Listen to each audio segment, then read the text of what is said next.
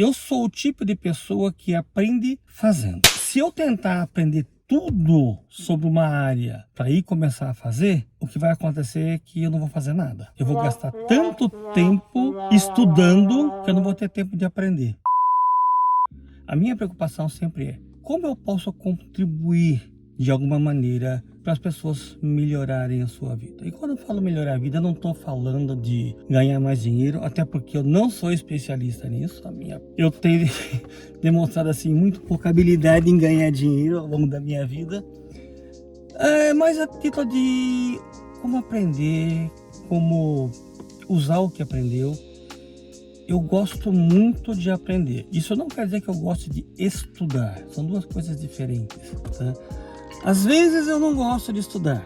Quando é aquele estudo muito formal, aquele estudo muito tradicional, eu me sinto tolhido, me sinto mal. Porque é uma coisa que não coaduna, não faz sentido com a maneira como a minha cabeça pensa. Eu sou o tipo de pessoa que aprende fazendo. Se eu tiver que decorar alguma coisa, esquece. Eu não sou a pessoa que memoriza coisa. Minha memória é assim, é uma vaga lembrança. Eu não lembro que eu comi no almoço ontem. Eu não lembro mesmo. Tá, mas a parte disso. Por outro lado, eu tenho muita facilidade em fixar na minha memória aquilo que eu faço, no sentido de aquilo que eu construo. Se eu, por exemplo, construo um aparelho, um circuito eletrônico, ou se eu faço algum tipo de estrutura de rede, ou uma máquina virtual, ou mesmo estrutura de máquina virtual, eu tenho facilidade de acumular o conhecimento nessa área na qual eu estou atuando. E a minha estratégia é a seguinte: muita pessoa pode achar que não é a melhor coisa, mas é informação mínima para resolver o problema. Essa tem sempre sido a minha abordagem. Por que eu faço isso? Porque se eu tentar aprender tudo sobre uma área para ir começar a fazer, o que vai acontecer é que eu não vou fazer nada. Eu vou gastar tanto tempo estudando que eu não vou ter tempo de aprender. E é uma reclamação que eu faço na escola. A academia ela é permeada com essa ideia de que você precisa armazenar conhecimento dentro do cérebro, uma posição assim totalmente obsoleta numa época em que nós temos tantos meios para armazenar informação, e eles se focam muito em você memorizar, em você ser capaz de fazer testes de conhecimento e obter graus ou notas elevadas nesses testes, que é um conceito que eu particularmente abomino. Uma nota é uma coisa que não serve para nada, ela não é representativa do quanto você aprendeu ou deixou de aprender. No máximo é representativa de quanto você estava ou não envolvido nas atividades da sua classe. Isso é verdade. Por exemplo, aqui nos Estados Unidos o pessoal dá muito valor à nota na sua lição de casa, homework como eles chamam aqui. Então, se por acaso você não fizer o homework, você perde uma parte importante da sua nota. Isso para mim é um problema, porque eu sempre fui aquele cara que pulava homework, detestava fazer isso. E isso nunca me impediu de ter nota alta na aula, quando eu estava no Brasil. Mas aqui, por causa dessa ênfase que se tem em dar nota para o homework, acontecem duas coisas. Primeiro, como o volume de atividade em casa é muito grande e funciona aqui assim, para cada hora de aula que você tem na faculdade, eles presumem que você vai fazer pelo menos 3 horas de estudo daquela disciplina em casa. Ou seja, se você está matriculado em 12 créditos, então nós estamos falando de 12 horas por semana. Então nós estamos falando de 48 horas por semana estudando. Me diga em sã consciência, quem consegue fazer isso, a não ser que faça em tempo integral? Se você trabalha, como eu trabalho, isso é virtualmente impossível. O que acontece é que esse sistema me prejudica automaticamente pelo simples fato de eu não ter a oportunidade de despender o tempo que eles esperam naquela disciplina. Por outro lado, se eu estou envolvido em um projeto e esse projeto envolve aplicar informações daquela disciplina, eu costumo ir bem. Eu nunca tive problema, por exemplo, nas classes que eu fazia observatório, como operar o telescópio, como fazer redução de dados, porque aquilo é um tipo de classe que você tem que fazer. Não adianta você querer memorizar. Você tem que pegar, apontar o telescópio para a estrela ou para o planeta, ou seja lá o que for, fazer várias fotos, depois você tem que coletar esses dados, você tem que processar os dados, reduzir a foto, remover o ruído que tem nas imagens, para aí você poder fazer uma análise e tirar conclusões. Não tem shortcut para isso, não tem homework para isso. Você tem que ir lá e fazer. Nesse tipo de classe eu sempre me dei muito bem, porque o que era requerido era realmente aquilo que eu tinha que fazer. Nas aulas de eletrônica é a mesma coisa. Você tem que construir o circuito, então eu vou lá e construo o circuito. Às vezes eu demorava um pouquinho porque eu queria enfeitar. Eu queria fazer o circuito melhor que os outros. E às vezes eu me dava mal nesse sentido. Mas eu acabava assim de encontrar um jeito de contornar e tirando a nota boa na classe. Quando é uma classe em que eu simplesmente tenho que reproduzir um comportamento ou memorizar a informação, eu não vou tão bem assim. Porque a minha mente não foi feita para trabalhar desse jeito. Eu acredito que seja o caso de muitas pessoas. Que eu não sei, já mencionei. Eu tenho aquilo que o pessoal chama de síndrome de Asperger, que agora classificam como sendo autismo leve. Ele é leve para quem não tem, porque quando você está numa situação como a minha, é muito difícil você fazer as coisas como o resto das pessoas fazem, porque a sua cabeça não funciona como a cabeça dos restos das pessoas. Isso, infelizmente, não é levado em consideração na educação. Isso não é um problema dos Estados Unidos, tá? Eu tive esse problema no Brasil e eu acredito que na maior parte do mundo deve ser a mesma coisa. Eu ouvi dizer que lá para a Suécia eles estão abordando umas coisas diferentes.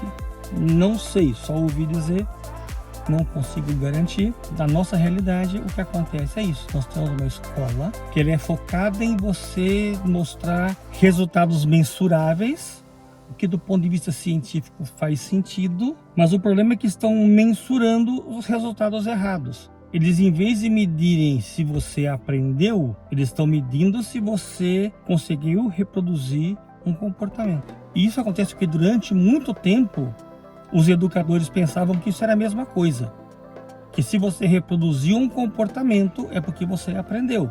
Hoje nós sabemos que a aprendizado é uma coisa muito mais profunda, muito mais complexa do que isso. O aprendizado envolve não somente mudança de comportamento, envolve mudança de maneira de pensar, envolve mudança, assim, do ponto de vista neurológico, tem mudanças nas suas conexões mentais.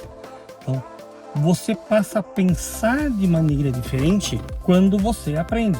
E se você aprendeu a coisa certa, você vai começar a pensar de maneira melhor. Melhor em que sentido?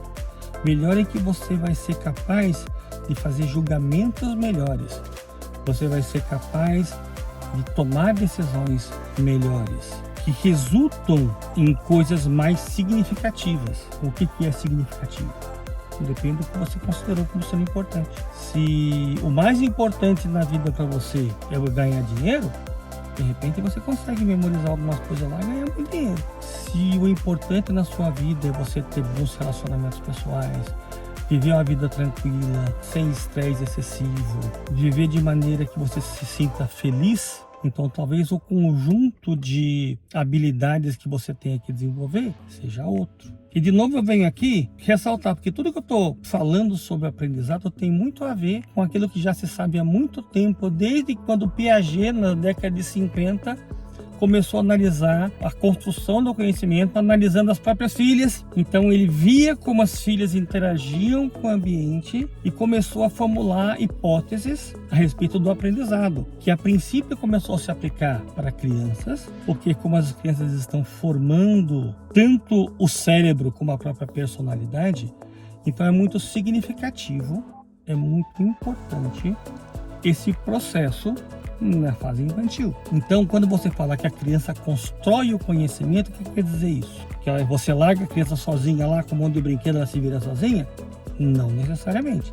Isso é a parte importante. Já se sabe que criança que brinca com Lego, ela desenvolve muito a criatividade, desenvolve habilidades motoras e outras coisas mais. Existem alguns conhecimentos básicos, por exemplo, você não pode esperar que a criança aprenda a ler e escrever sozinha, com raríssimas exceções.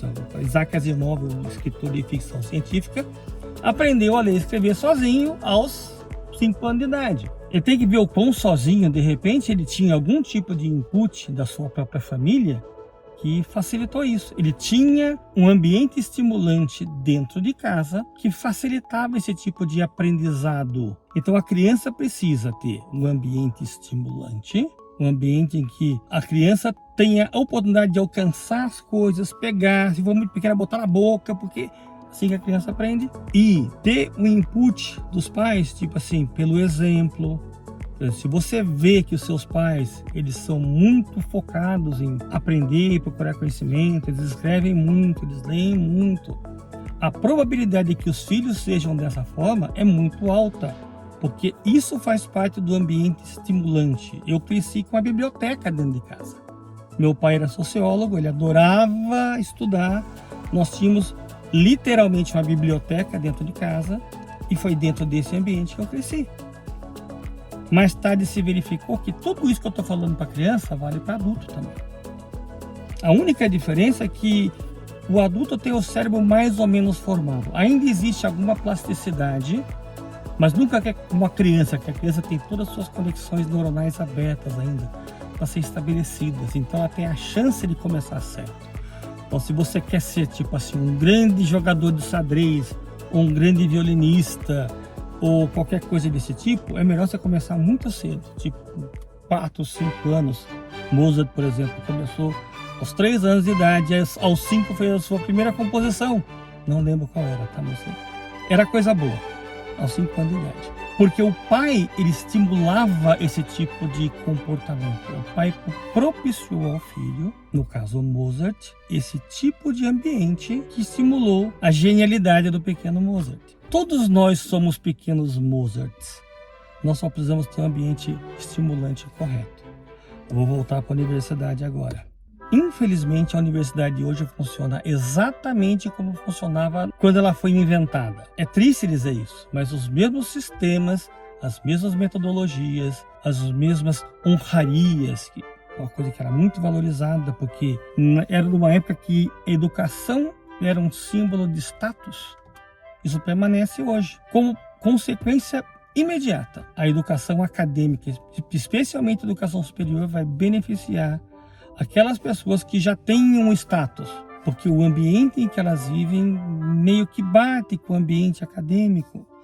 Então são pessoas que estão mais moldadas para esse tipo de desenho. O outro problema é que, por ser nesse modelo, a universidade não se monitorizou com relação aos conteúdos. Um exemplo, todo curso universitário vai ter uma parte que a gente chama de... No Brasil eles chamam de básico, aqui eles vão chamar isso aqui de generals. E aqui é muito pior do que no Brasil. No Brasil eles focam mais em classes da sua especialização. Aqui, se você vai fazer um curso de 4 anos, você pode contar que 2 desses anos vão ser para você aprender história, geografia, artes, mesmo que o seu curso seja, por exemplo, de física ou de engenharia. É claro que isso tem um lado positivo. Se eu tenho um ambiente multicultural e se mais tarde eu preciso me comunicar com pessoas de outras áreas, eu tendo pelo menos um conhecimento básico dessas áreas, vai me beneficiar bastante. O problema é que, especialmente nos Estados Unidos, a educação superior nunca teve tão cara na história. É tão cara que se você faz um curso de medicina, você só vai começar a ganhar dinheiro de verdade depois dos 50, porque a sua dívida para estudar é tão grande que esse é o tempo que você vai levar para pagar a sua dívida. É uma coisa completamente insana. Se com medicina, que é uma profissão altamente rentável, acontece isso, imagina quem estuda letras, por exemplo. Aquela pessoa que se prepara para ser professor de escola primária ou secundária, que vai ganhar um salário que nos Estados Unidos vai ser entre 30 e 60 mil dólares por ano, que para o brasileiro parece muito dinheiro, mas para a realidade americana não é. Então, esse professor, ele vai acabar tendo que fazer um bico, vai ter que fazer um trabalho paralelo se ele quiser ganhar mais, porque o limite que ele pode chegar profissionalmente dentro da escola é muito restrito. E tem mais, se esse professor ele dá tipo 4 horas de aula por dia, você pode apostar que ele vai gastar mais 4 horas de aula corrigindo exercício, corrigindo prova, fazendo plano de aula. Então é uma coisa totalmente desproporcional. Qual é o incentivo que você tem para a educação superior numa universidade construída nos modelos de 1100 e qualquer coisa, de 1000 e qualquer coisa, onde o que se valorizava era o conhecimento clássico. É bom você falar latim? Ótimo, se você for fazer alguma coisa que envolva latim, porque senão vai ser somente uma curiosidade. Então é isso aí, gente. Isso aí é material para pensar. Depois a gente conversa mais.